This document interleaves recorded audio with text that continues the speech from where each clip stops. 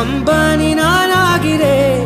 இந்த இன்ப மகாராஜ பெற்ற புது ரோஜா எலிசபெத் ராணியின் பேத்தியே.